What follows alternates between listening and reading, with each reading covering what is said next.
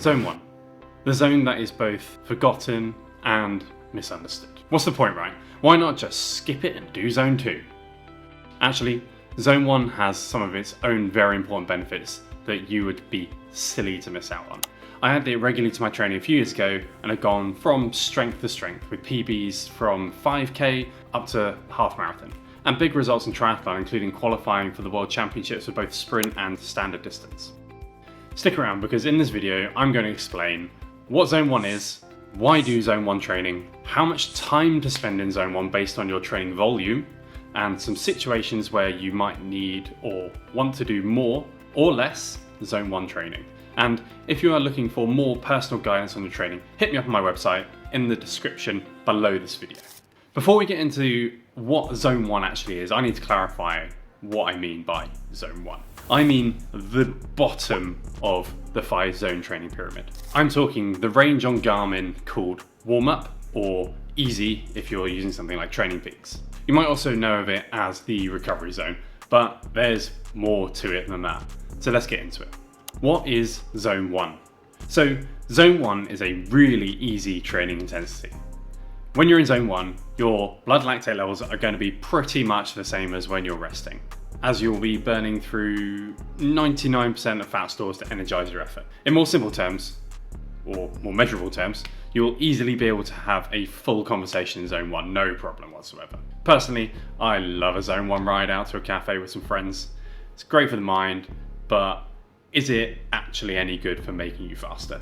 Why do Zone 1 training? So the most common reason most people do Zone 1 training is to boost recovery from harder sessions. Exercising at such a low intensity increases your blood flow to your muscles, which helps transport any metabolic byproducts from your muscles which are making you sore.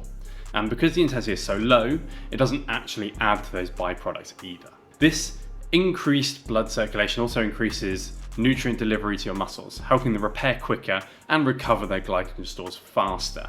The reason for this I touched on earlier. At this intensity, you are burning through fat stores. When your body oxidizes fat for energy, it doesn't create byproducts in your muscles like when you are burning through carbohydrates during higher intensity. Because it's using fats as a fuel source primarily, Zone 1 also makes your body more efficient at fat oxidization, boosting the amount of fat you then burn in Zone 2, perfect for helping you preserve your carb stores for when you really need them. This training zone, because it's slower, it also reduces the risk of injury in sports such as running, as it's typically lower impact when you run slow. Being able to go really easy gives a great opportunity to double up your training time and social time too. You should be able to talk really easy in Zone 1. So why not go out with a friend and have a catch up? Or if you don't like people, like me, you could listen to a podcast and really get into it.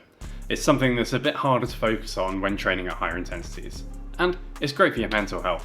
All in all, it's going to help you recover for those bigger efforts later on, as well as make you more efficient in Zone 2. Reduced injury risk, quicker recovery, more social time, and to be more efficient in Zone 2 all means you have much more chance of staying consistent in your training and reaping the benefits of the long-term training too.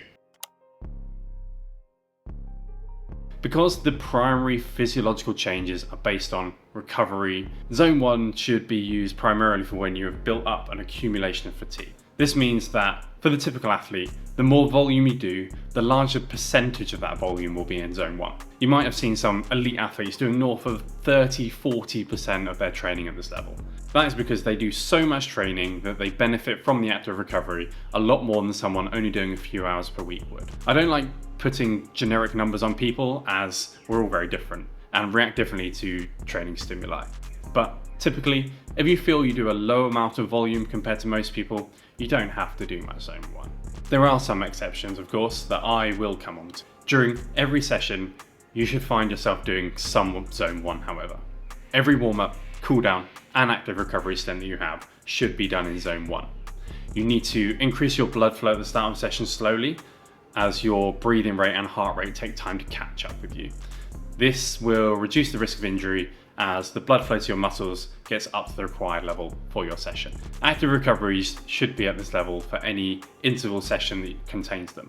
Just think, how is your body going to remove most of the waste products from your muscles if you're just going to add more to the pile as you recover? You need to increase your blood flow at the start of every session slowly, as your breathing rate and heart rate take time to catch up. This will reduce the risk of injury as the blood flow to your muscles gets up to the required level for your session. Active recovery should be at this level for any interval session that contains them.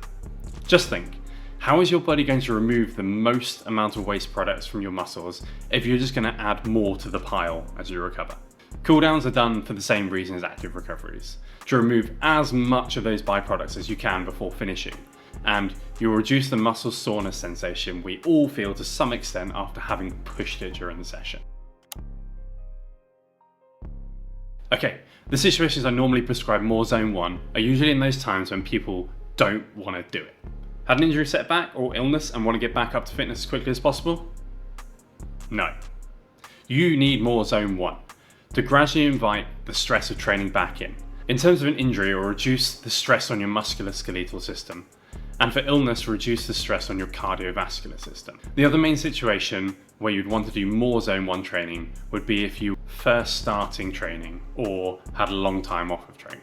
I did this when I started running again in March. All of my training was in Zone 1 or 2 for the first 3 months. I hadn't ran for over a year, and I knew that I had to start slow to allow my body to adapt to the stress before pushing it too much. I also felt like I had to recover from the Zone 2 runs I was doing, and the best way to help increase my volume was to do more Zone 1. And it worked. I did a 10k PB after 3 months. The only time that I would suggest reducing your Zone 1 load would be in very specific circumstances, which are more nuanced with your own situation. For example, you have been training consistently for a while, but only at limited volume per week. You're in a heavier build week and have very limited time on that specific week to train. On the one-off, it would probably be worth you focus on Zone 2 training, as your body's used to the consistency and the workload. You're looking for bigger adaptations at that point in your training cycle, and it would only be for a limited amount of time, in this case, only a week. If you have a specific situation where you want some advice, comment down below or hit me up on my website in the description below. I'd love to help you out, and maybe we can work together at some point. I'd also love to know, how much Zone 1 do you do? If you don't do any, knowing what you've learned, are you going to start? If you know someone who might benefit from this, let them know, and if you want to know why the 5-zone system is actually flawed, but why I still use it, check out this video up here. If you enjoyed this video, consider subscribing for more content. We do a new video every fortnight. Be efficient and do your Zone 1.